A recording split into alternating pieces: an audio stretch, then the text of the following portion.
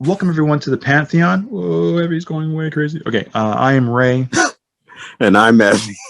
and today we're looking at. Oh, actually, you tell us. What are we looking at today? We are looking at what are we looking at today? Well, the year is 1978. Is Doctor Strange. Correct, the Yeah. mundo. Now, do you even remember this movie at all? It's. I'm going to talk to you. Explain why I don't remember this movie until later I on. don't either. Really? Not the 1978 version. Really? No clue. Don't Okay. know who the people are. Oh, okay, that's okay. Seriously. All right. Well, okay, this thing had a lot going for it. Okay, so when this came out, it was well. You probably know this was a backdoor pilot for a series that did not get picked up. Okay, Stan Lee really liked the pilot. He also liked the Incredible Hulk. Those were the two things that he was a strong promoter of. Right.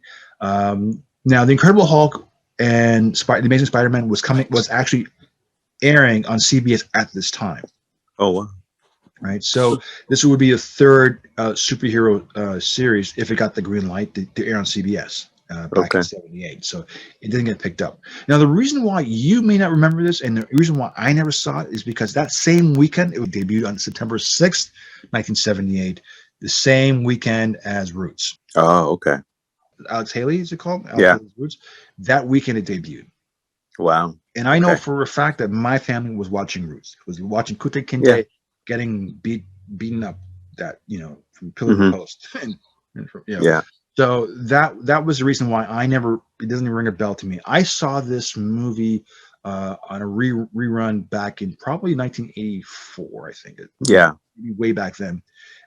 And it reminded me of a TV movie, which is my double feature, which I'll get into much later.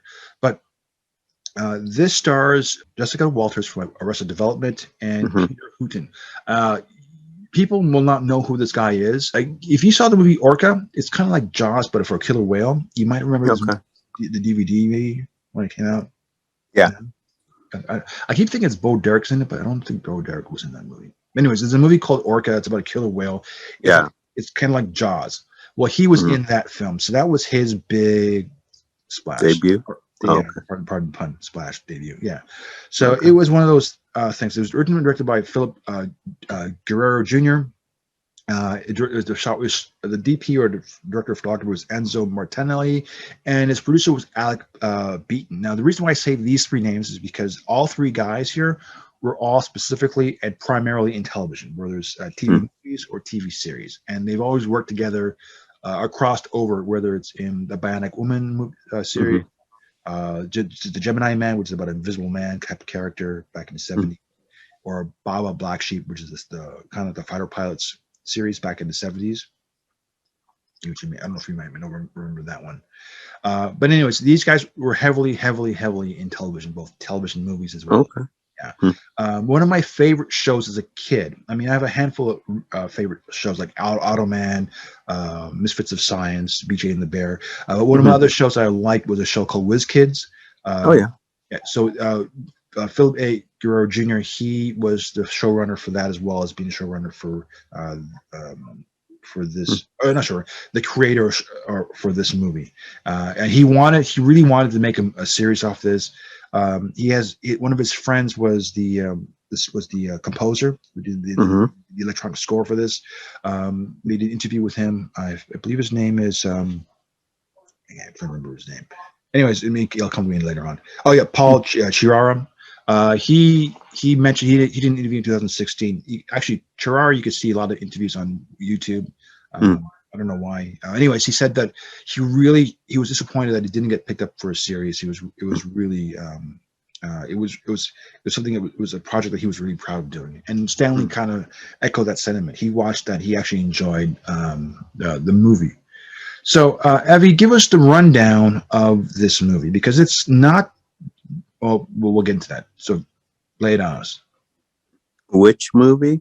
No, 1978. 1970. Yeah. Doctor Strange. That one. I kind of didn't understand what was going on. Okay. Because I didn't know any of the characters. I'm not saying that it was bad, but you'd see a woman, she and then another man, and then an Asian, and yeah, I didn't know who was who. Okay. I know that there. Mhm. I don't know. I just didn't get it. Okay. Well, let me ask you this before we go further. Well, how much of Doctor Strange, like just of the character of the comic book, are you familiar with? Before even going like just not even just the movie, but just with Doctor Strange at all. Like, how much of the character or his story are you familiar with at all, in any sense of the word? None, to be honest with you. Oh, really? None. Okay. Um, So, all right. I Well, I'm just like, knew. mhm, I just know who the guy is. mhm. Doctor Strange. I don't know any of his sidekicks or any. Right. Yeah, I don't. Right. So the only reference you would have would be the 2016 then, because that you Yeah. saw. Okay. Okay. No, that's fair enough. All right. So I will tell you. Okay, I remember this movie, and that was my first introduction to Doctor Strange. To be perfectly honest, and my memory of that is sort of like it's kind of fragmented because again, it came out in 78, but I saw it in 84, 85. Okay. So that's like what 20 plus years ago. Mhm. I mean, oh my gosh, no, it's more than that. It's 40. It's Yeah. almost. Okay, I don't want to go into how old it was, but like, Right. Okay. Gotcha. okay, so it was a long time ago. The 80s was long. Yeah. 2020, we're 2021, so that's 21 years minus It is like 20. almost like 4, 20 years almost minus like 36 or something. 40 Like, years. Well, no, it can't be. Well, yes, like 36 years, right? yeah, Yeah, yeah, something yeah. like that. I'm gonna say 40 years ago. Then no, that's not. That can't be that. No. Bad. So 30 years ago. Yeah. Give or take a year. So okay, so give or take plus or 5. All right. So yeah, I saw this many many years ago, and Okay. I remember I always remember his hands being destroyed, but like in the movie, it's not that. I don't know why. Maybe I'm confusing with some of the movie, but anyways, I remember the movie a little bit, and it was sort of, yeah, it was sort of a lackluster thing, but like it was very psychedelic. Yeah, it was definitely. It's a character that's based on the occult. So if you speak, if you think about it, even today, parents didn't trust Harry Potter. People today Right, yeah. think it's very dark, it's like evil, or have issues with Harry Potter, even though it's a very Mhm. popular book. So can you imagine 1970 having a character like that? You wouldn't have a large audience because people No. would automatically. I mean, I grew up watching. I like heavy metal music now, but like back then in the 70s, the only image we had was skulls. We look at Grateful Mhm. Dead, AC/DC, whatever. I mean, or Judas Priest, or whatever, or Ozzy Osbourne. It was all these skulls and these zombies. So it had the visual element was very off-putting, and Yeah. so parents who were protective of their little kids, which I was at the time, didn't warded us against watching, listening to music because it was devil music or it was Yeah. because of the other perception, right? Mhm. And not seeing it for what it was, which in this case was just the supernatural, not devil or Satanism or anything like that. Though he had like a symbol that was similar to a pentagram, which is sort of strange. Yeah. Some of it, but it didn't really. It wasn't that, but it kind of mirrored that a little bit. So it did Mhm. tread some serious waters. Okay, so as I mentioned before, Jessica Walters from Arrested Development was in it. She played Morgan Le Fay. Now, for you know that as a character from King Arthur Legends. Yeah. Now, Morgan Le Fay was an actual Marvel character. It was licensed as a Marvel character too. Oh. I'm a huge fan of Spider-Woman growing up too. I got it. She did her very first solo series, came out in the early 80s. It was a 50-part issue. In the last 4 episodes, three issues, she went up against Morgan Le Fay. She was a character that was shown in the Avengers too. It was an actual Marvel villainess before the Enchantress, or sort of like with the Enchantress. So it was a version of Morgan Le Fay because its Arthurian legend was licensed for Marvel. Okay. So in case you're wondering, like, why is the character there? Marvel did have license to use that character, and I just for some reason remember that very vividly. So yeah, so we have a character. Okay, so one of the critics I know who saw this thought it was okay. Well, before I get to the critics, what I think how it did well, I thought in terms of it being the 70s, I thought the special effects for its time was pretty interesting, and the cast. I like the cast members. I'm losing you on camera. There you go, zoom up. I feel like you remember the big the friendly giant. Yeah. You tilt up, go up, up. Yeah. Yeah. So Wow. Very good impression. thank you very much. Thank you very much. So yeah, I thought the special effects. Okay, looking at it now, the special effects is cheesy as all hell. Like it's just bad. Like it's like it's totally psychedelic, and it's the '70s, so it really plays on the color Yeah. scheme of red and blue and Yeah. going through a herbal mist. Yeah. Okay, so. But yeah, I like the idea of it being okay. As a person who studies psychology yourself, it makes sense. This is why it makes sense, because a lot of people who are diagnosed with schizophrenia or just just issues where they simply see demons or dragons or whatever it is, Yeah, they can. right? It's because mental illness. Back then they thought they saw demons. So who would be better? Who would be better than a psychologist who handles mental Yeah. illness? Okay. Who that could be either realistic, Yeah. because we don't know if they're actually channeling into another dimension or they're just crazy. Mm.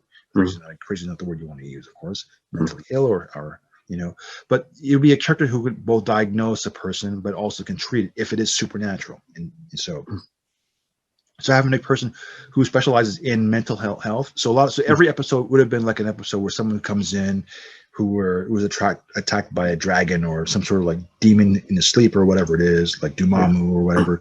And we wouldn't know if it was an actual apparition or it was just, or he's something in someone's head, or he's just doing too much drugs or mushrooms. So it would be an episode of the week would be a patient that would come in with some sort of ailment or attack, and you would try to figure out, is it supernatural or is it in the person's mind? And that's why they were focused so much on the hospital. Yeah. Right? Because one of the critics was they felt it felt like a medical drama of the week.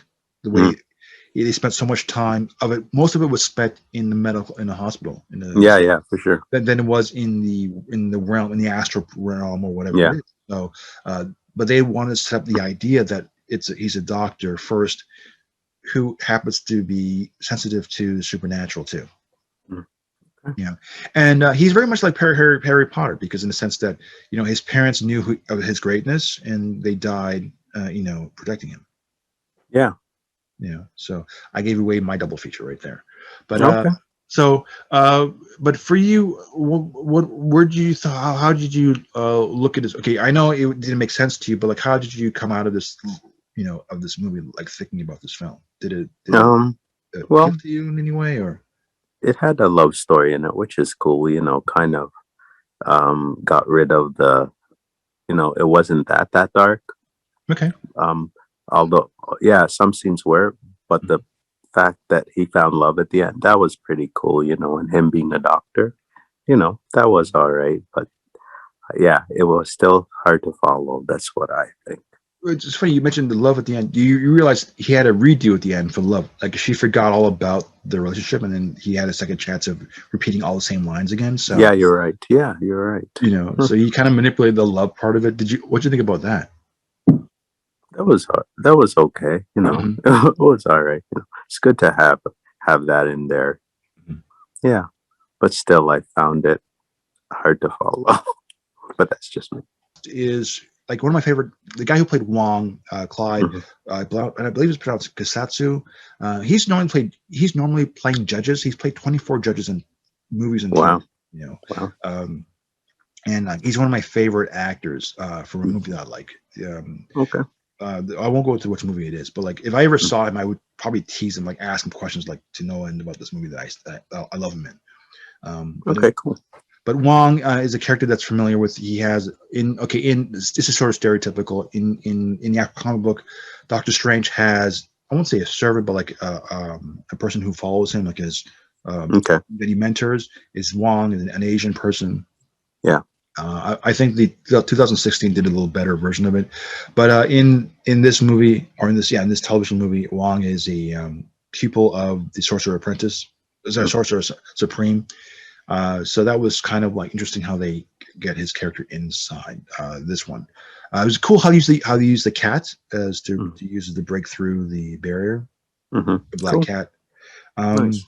It's an occult superhero. So Morgan Le Fay, basically, she sent in to kill the original Sorcerer Supreme, and of course, the successor would be Doctor Strange. Yeah. That was the whole thing. Strange was able to defeat her because she was denied the pleasures of the flesh for being so old for so long. It was a very silly crackpot plot of the movie. But like, I thought, how do I put this? I guess for the 70s, because you want to have a swinging kind of like, like I guess swingers were really heavy back in the 70s, so you have a character that's like that. And they don't really say it out loud, but I think, yeah, they kind of hinted to the idea that Doctor Strange was a player. Yeah. It's interesting in that sense. Overall, like what's the takeaway you come from this? Like what do you think you come out of this for you? It was like it was just okay for me. Okay. Yeah, All right. just okay for me. That's all. All right. Well, for me, get into the big picture. Okay, really, it has nothing to do with anything with the MCU because it's a 1970s movie. So you can't even connect this, even if you wanted to connect it to the Doctor Strange of 2008, 2016 to Doctor Strange. There's very little connection. I mean, other than it being Doctor Strange and being a character named Wong, you have, and he does magic to fight darkness. Yeah. From coming in. He's protecting the world from a demon. That's what it comes to. Yeah, like Dormammu. This one looked like a. Well, I don't want to describe this character. It sounds phallic character appearance, but that's putting it nicely. That's it. His job is to protect the world from supernatural entities. That's not of this planet, and that's where it begins, and that's where it pretty much ends. I thought it was okay. It was kind of fun. It did have. I like the musical. What do you think about the musical score? It was all right. They kind of went with all the bad special effects with the swirling, swirling things coming out of nowhere and him falling into space. Stuff like that. Oh, absolutely. And I'll just, for fans who like Dario D'Argento, if you're a fan of like Red Inferno or Suspiria or any of those films, there's a group called Goblin. They're a European band. They do like the kind of the sound. It sounds very much like a Dario's, like Inferno. Like if you've seen those films, or Argento, he's an Italian horror film director. The music is very much resembles that. So right off the gate, if you're a fan of 80s horror, they have that kind of feel, and it really. So the musical score is what stood out for me the most in this. Because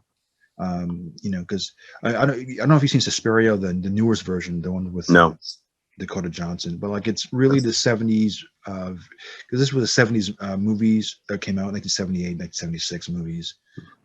So like Deep Red. So these are the things that come out. These were the things that are, I guess, in the zeitgeist or the Rolodex of people back then. So that was interesting. Okay, cool. So it played to that in terms of the music. So like when you watch it, Jason, that you get or Halloween, the music is what set the tone for you. So if you're in the 70s, this would set the tone for you for this movie. Now that's probably one of its strengths. But okay, so let's end this off. So Evie, how can they reach us? Twitter, on the internet, right? And Twitter, internet, and something else. Website. Yeah, that's it. Can they reach us on Facebook, Evie? No, we cannot. That's right. Oh, they cannot. Yeah. No. Okay. Okay. So with that, I am Ray. And I'm Evie. We'll talk to you next week. Take care.